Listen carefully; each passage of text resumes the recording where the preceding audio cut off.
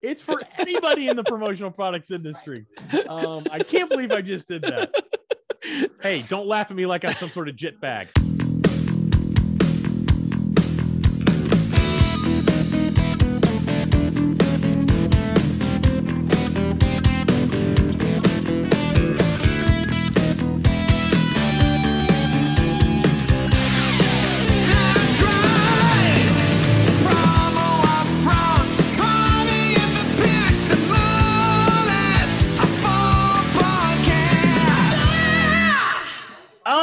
Wake me up before you go, because I'm not planning on podcasting solo on episode 81 of the Promo Front podcast.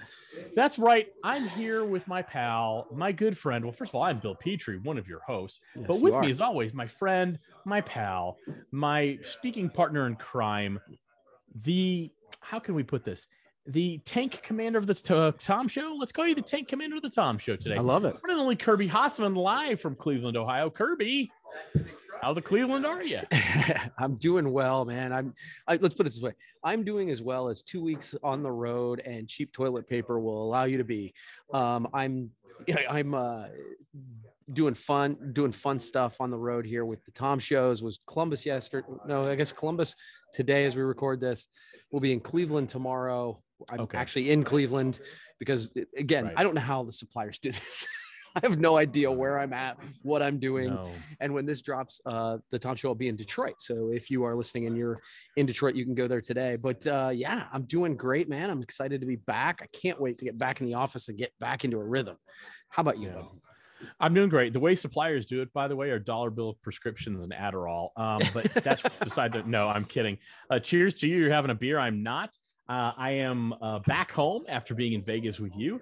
Have the traditional post-Vegas cough, but since it's 2022, I haven't decided if it's the flu, if it's COVID, if it's strep throat, if it's cancer, if it's lung disease, if it's a goiter. I don't know what it is, but I'm muscling through, but glad you're there. And again, like you, joking aside, I don't know how the suppliers do it, and they do such a great job. They do. But, you know, Kirby, speaking of people who do great jobs, if I may awkwardly transition into our sponsor read, you know, there's someone else who does a great job.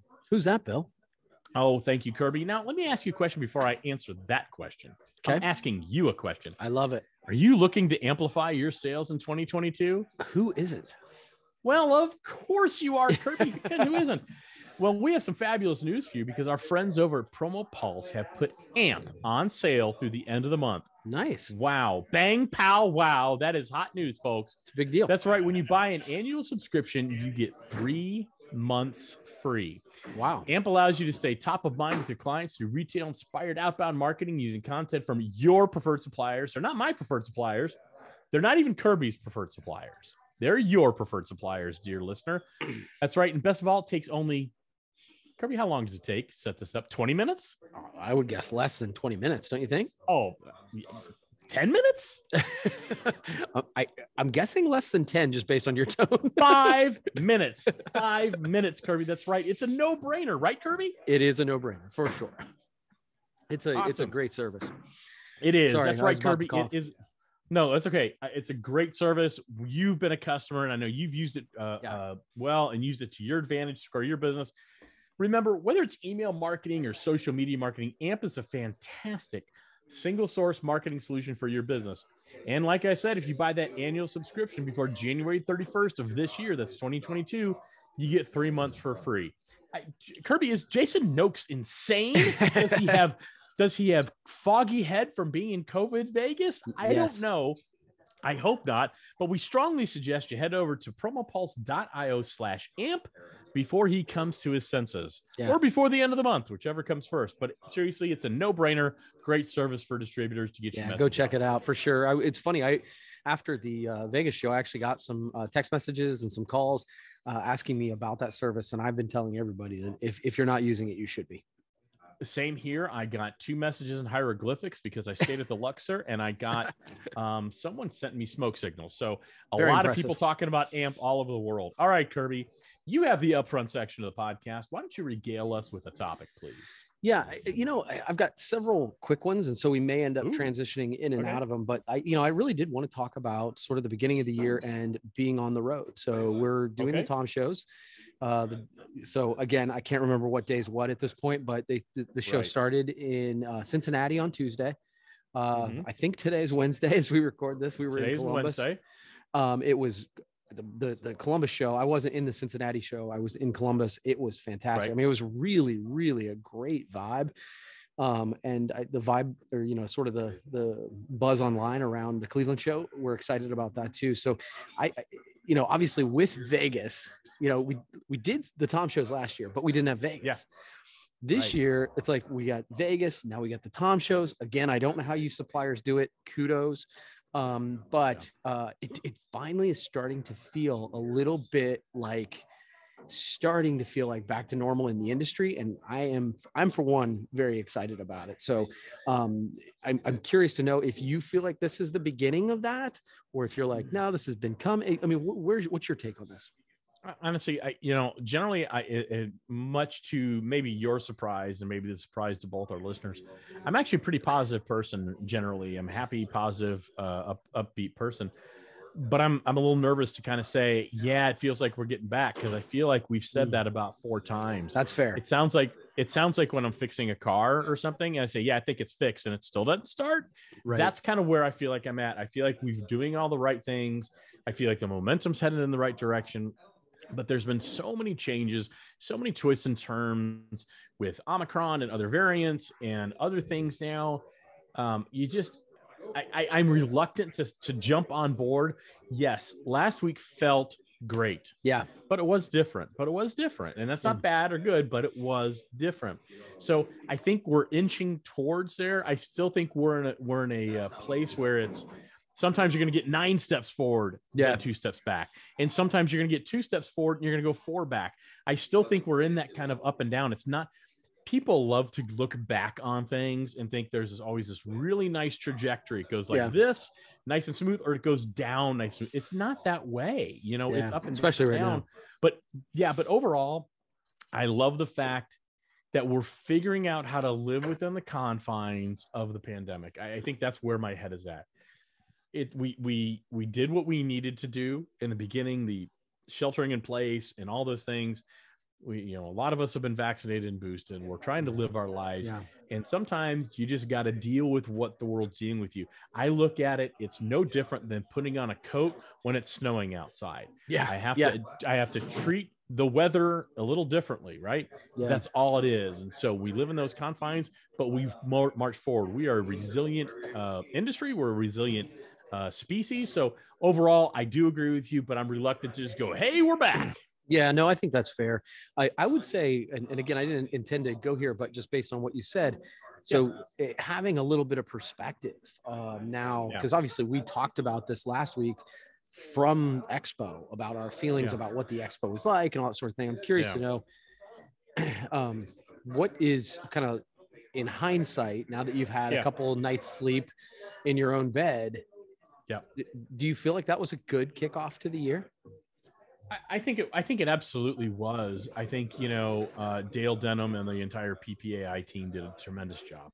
When I think about the footprint of the show, it was about 60% of what it was. I think that's my guess. Okay. I think the traffic and attendance at the show was about 50%. And I think that's a victory, given everything that happened in December and people canceling because of Omicron and things like that. I actually wrote notes. I thought that they did the best they could under adverse circumstances. So you will find no criticisms from me, not one. I mean, we could all point at things maybe we liked or didn't like. This isn't the year for that. This is the year to raise your glass, toast PPAI, toast the suppliers who attended, toast the distributors who attended, toast the people who also felt like it wasn't appropriate to attend. That's okay too. But I think maybe toast the industry that we're trying our best to move on and move forward, not move on, move forward. So you won't hear one complaint out of me about that show. It was good. It was different. And I'm ready to keep moving forward. Yeah. Having some hindsight on it, honest to God, I think it might've been my favorite one I've ever been to. Like I understand that numbers were down. I haven't, I don't know. I think I was thinking it was more 70%, but again, I don't have any data to back that up. But I'm with you. I was really excited about the folks that sort of soldiered on and kept coming. I get what I would say is kudos to those who had the courage to stay home if they were fearful about it, right? I think that there were a lot of people who stayed home because other people were staying home. I have less patience for that. I'm going to interject here.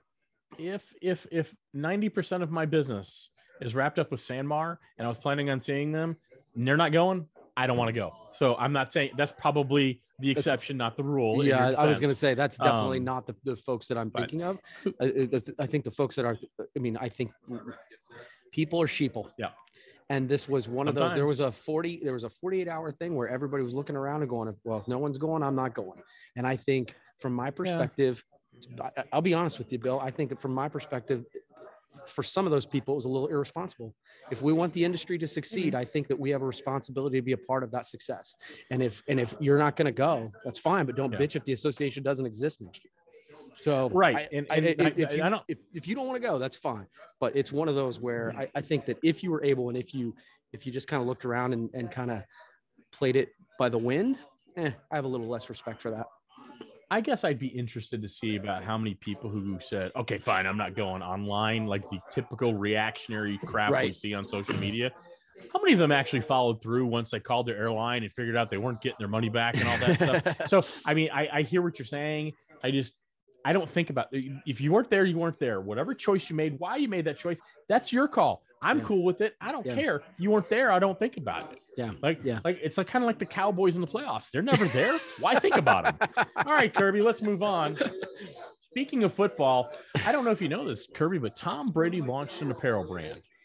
I don't think I know about the TB12 line, but I thought that was a nutrition supplement. So I don't know that I did see the apparel line.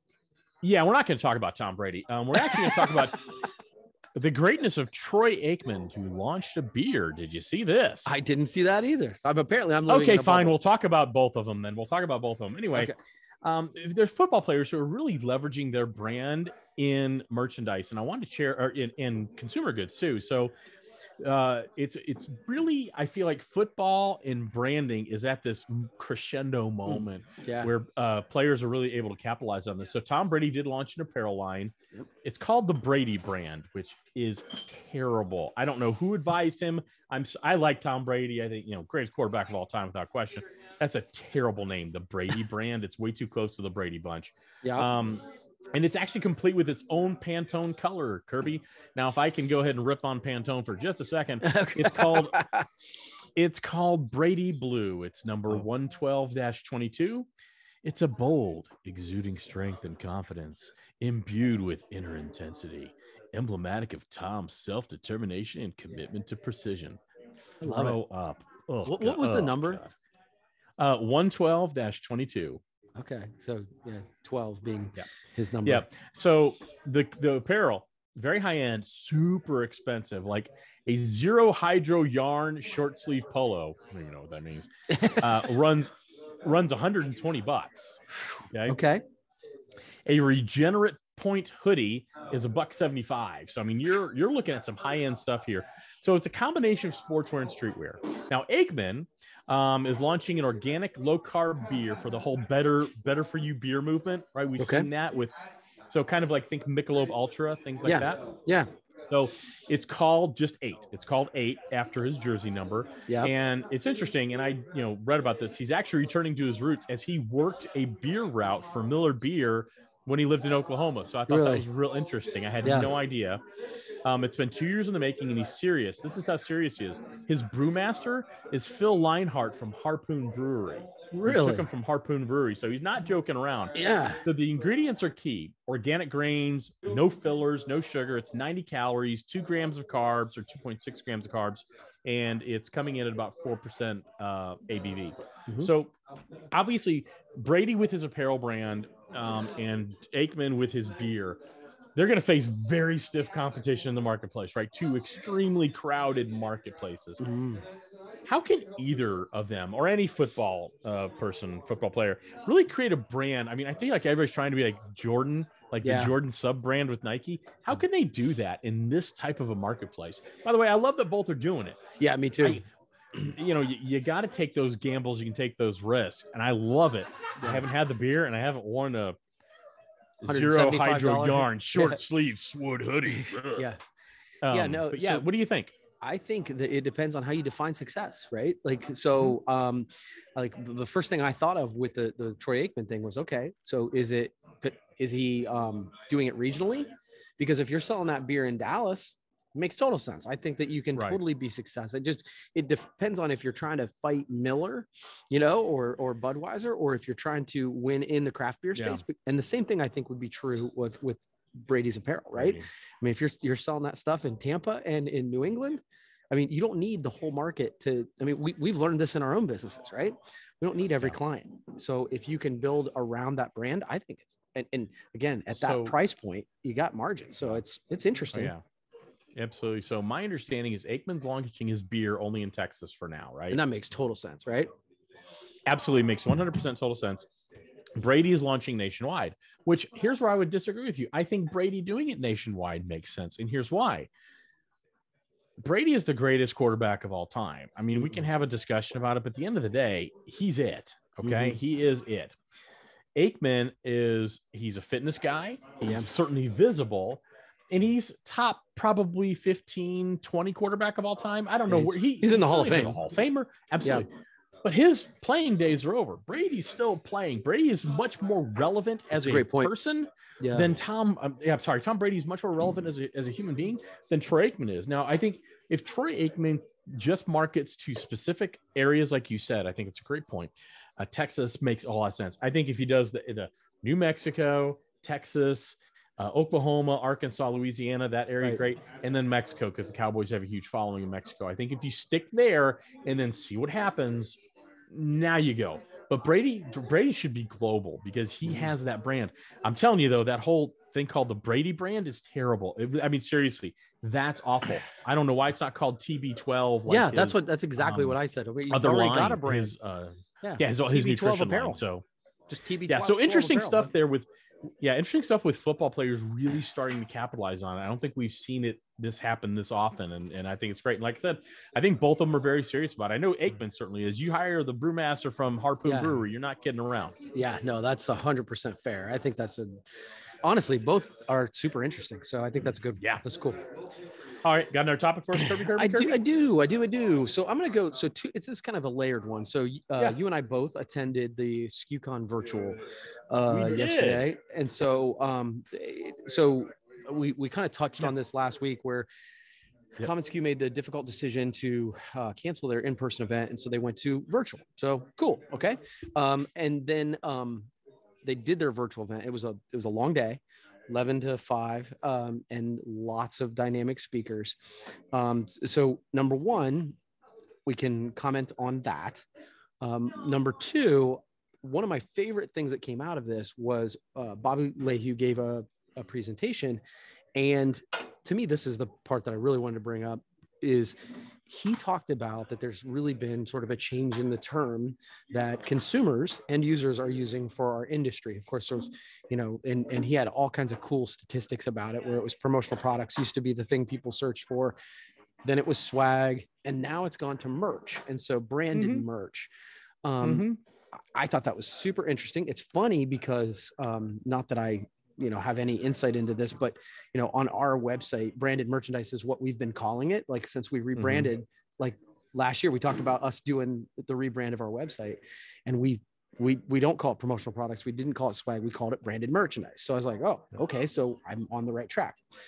So what's your take on that? Do you think it's a good thing that we have that the end user starting to shift in that way? What's your take on that? Yeah. And I mean, you and I have debated the term swag for, it seems like years. So the smile you saw on my face as you were talking and I was listening was me gloating, Kirby, because I hated the term swag from the get-go. Yes, our audience dictates what it's called. I mean, if they just wanted to call it, whatever, it's what it is. I just never liked the term because I felt like it always put us in this shrinking violet space that we don't belong. We're not good enough.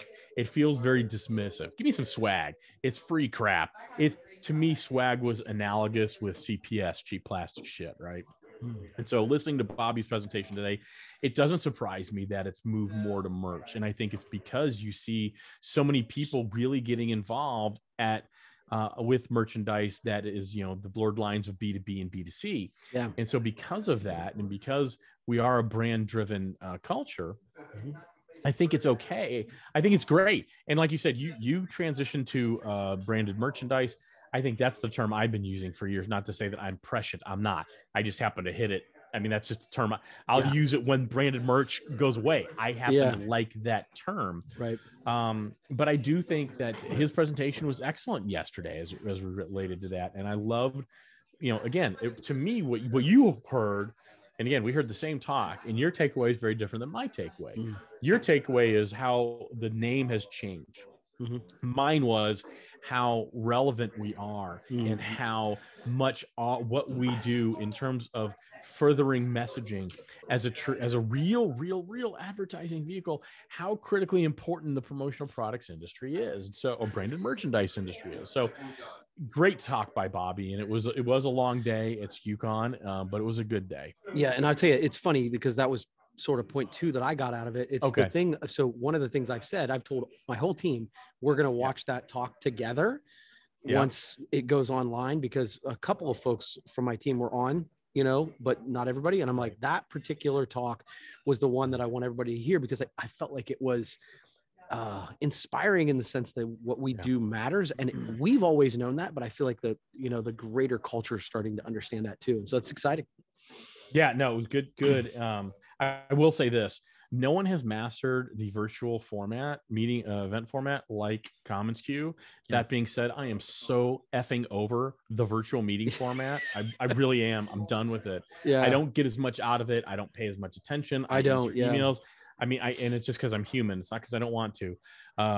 So just throwing that out there. Yeah. It's funny. It's funny. The level, and I think that's one of the reasons I'm so excited about Expo and then these road shows, because people are so excited to be back in person. So I'm with you on that. And I've said that before. Yeah. The commonsku does it better than anybody, but I'm ready. I'm ready to be in person for sure. For sure. No question. All right, Kirby, well, last one, and then we'll go to the party in the back. All right. So this is interesting. This comes from our good pals over at Promo Marketing. Okay. Custom video game merchandise. And I really love this. So I think but if you don't, video games are a huge business, right? Yeah, I know you're not a gamer. I'm not a big gamer, but I don't know if you know this. It is more than music and movies combined at $56.9 billion a year. Okay? I don't know that I knew that. That's crazy. Yeah. All right. So one of the bigger publishers is Ubisoft. They have games like Tom Clancy Rainbow Six, the entire Assassin's Creed series, Far Cry. These are games my kids play. But what they're doing is they're allowing you can in these games you can take screenshots, and these games, I mean, they are beautiful. Some of them are just beautifully, painted and digitized and all that. But they're allowing people to turn these screenshots into single piece custom merchandise. If you take a screenshot you really like, so it's t-shirts, hoodies, mugs, phone cases, and more. You have full editing capabilities like filters and sizing tools, just like you would in anything else. And it started because esports teams, and esports is becoming a huge thing if people aren't aware of that. They wanted ways to create custom apparel uniforms for games like Tom Clancy's Rainbow Six. And Netflix did this with Squid Game. When Squid Game was big, you could go in and kind of customize some Squid Game merchandise, some apparel. So, and what we all know, and we've known this for years in our industry, we knew it when you first gave a spec sample to a prospective client. When it's personalized, they're more likely to make the purchase, right? Yeah, big time. And so we need as an industry to really start finding, instead of being reactive and letting a client come to us say, we have an idea, can you do this? Right.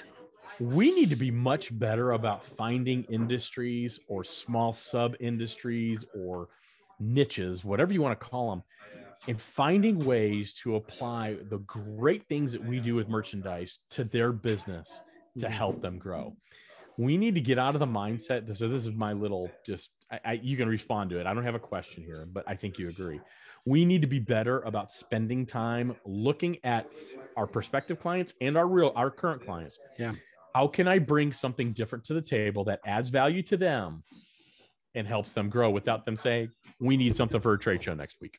Yeah, I mean, I literally couldn't agree more. And the reason I would say that I was smiling while you were talking is that literally that's what, I was thinking and talking about today at this show. I'm like, okay, I need to order spec samples. I need to do those proactive things. I need to be reaching out to clients and talking to. One of the takeaways from SKUCon was I need to start creating more collections, more like helping clients think about merch in that way. And that's all things that you have to do proactively. Just like you said, you can't, it's not waiting for them to say, hey, I need 15 polos or whatever. You know what I mean? Like you are thinking about the entire process differently. So it's funny because it's been top of mind big time for me. Yeah. So, you and I spoke last week in Vegas, and we gave some challenges at the end of the talk. Maybe we challenge people here. Hey, distributors, seriously, in the next week, take an hour and just list your top 5 clients and your top 5 prospects. That's it. Top 5 clients, top 5 prospects. And think about how you can leverage things you either learned at Expo or is newer, and how you can leverage that to really help people in their own businesses. Yeah, I think that's a great, and honestly, I need to challenge myself that. So I think that's a great idea. I'll be checking up on you next week. Good. All right, Kirby. I need it. All right, Kirby. So last week we were all together again. The band got back together. A lot of fun in Las Vegas. This is the party in the back for those of you who are brand new listeners. We always like to do something fun at the end of the podcast. Sorry, my dog's right here. So he's petting something, my dog. Yep. So we have promo up front and the party in the back makes it the mullet of all podcasts. So we met a lot of people last week. We ran into old friends, made new friends, people from all over this great country of ours. Yep. And I heard some terms that I don't hear often, right? People have regional terms they use. Okay. So I don't expect you to know any of these. So this is not a quiz. If you know some, great, but I don't expect you to know them. I'm not setting you up for that way. Okay. But I thought it'd be fun to go over some regional terms. Okay, cool. That are okay. So do you know what a flatlander is, Kirby? Do you know what a flatlander? You might know this one. I was going to say, I've heard the term, but I would need it in context to know. It's what people from Michigan call people from Illinois. Okay. Yeah, I've heard that term before, but I obviously never used it. So good. That's good. All right. A buggy, Kirby. A buggy is something that I see in Coshocton County all the time. The Amish drive them. Okay. Buggy. So in the South, a buggy is a shopping cart. Oh, okay. All right. A townie, Kirby. That feels like something that someone from Boston says about. Very good. Go ahead. Keep going. Keep just going. Something about somebody from a specific area, whether it's from the city or whatever. It's what people in Boston call people from small towns. They're a townie. Oh, okay. Nice. Town. It was the opposite. You were definitely on the right. No, you're on the right path. A bubbler. A bubbler, but I'll pronounce it correctly. A bubbler. I mean, again, it feels like that's a Jersey or New York kind of saying, but I have no idea what it means. It's a Massachusetts word for a drinking fountain, a bubbler. A bubbler. All right. I like that. Yeah. All right, Kirby. A jit bag. Kirby's really laughing. Shouldn't have. I don't know why. I really should not have taken a drink right there. A jit bag. I have no idea, but it sounds dirty. Yeah, it's not. It's what people from Philadelphia call someone who has no personality and is not that bright. All right. Okay. That's kind of a funny term, actually. Yeah, that's really fun. Hella, Kirby, hella. I feel like that's like a hell of a lot. Like it's hella good time. It's California for many or a lot. Yeah. Okay. Only a few more, Kirby. A grinder. In my mind, what I would call a grinder is somebody who works really hard. They hustle. Okay, so a grinder is a long sandwich in the Northeast, like a submarine sandwich or a hoagie, right? Yeah, hoagie, yeah. All right. Bagging up, Kirby.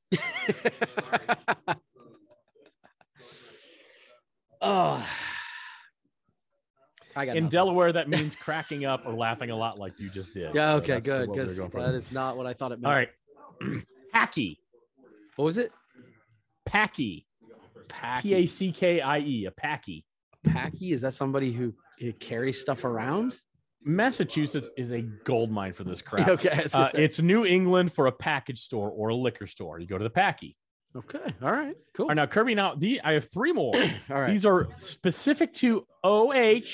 All right. Ohio. That's right, kids. Yeah. So you should know these. We'll find out. A sweeper. Oh, it's a vacuum.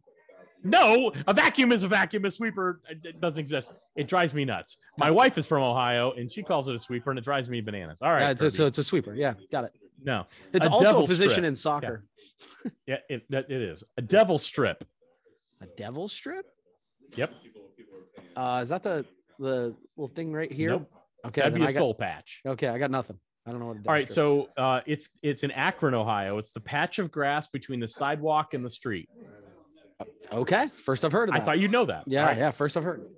This one, and you're going to have to explain. I know you know what this is, but you need to explain what the hell this is. Geta. Geta? Yeah, it's like some weird sausage patty in Cincinnati. Geta. Yeah. How do you not know what Geta is? We need Dana Zezzo here. Dana Zezzo, where are you when we need you? He would know. What? Yeah, he would know. No kidding. Where are you when you need you, Dana Zezzo? But you know, when distributors need to amplify their message to their target audience, they know who to call. I see what you did there. Our good pal over Jason Noakes over at Promo Pulse, because he knows how to amplify your sales, not just in 2022, but in many years to come. That's right, kids. He's gone loco, crazy, go nuts. If you sign up for an annual subscription of AMP, now you get up to 3 months free. That's amazing. That's like, I don't know. Look, I'm no Pythagoras. I'm not a mathematician, but that's a quarter of the year. Okay. Yeah. Okay. That's a heck of a deal. So before he comes to his senses, before the end of the month, because this is a very special offer for unscripted listeners only, and also people who don't listen to Unscripted, which is not a podcast we do anymore, but we used to do a podcast called Unscripted, but it's for any podcast you listen to. It's for anybody in the promotional products industry. I can't believe I just did that. Hey, don't laugh at me like I'm some sort of jit bag. All right. So for all of our Promo Upfront listeners, for people who don't listen to this podcast, head over to promopulse.io/amp. Find out more about the special offer. You have to take advantage of it. January 31st, 2022. Again, get up to 3 months free by signing up for an annual subscription. You are such a jit bag. I am such a dirty jit bag.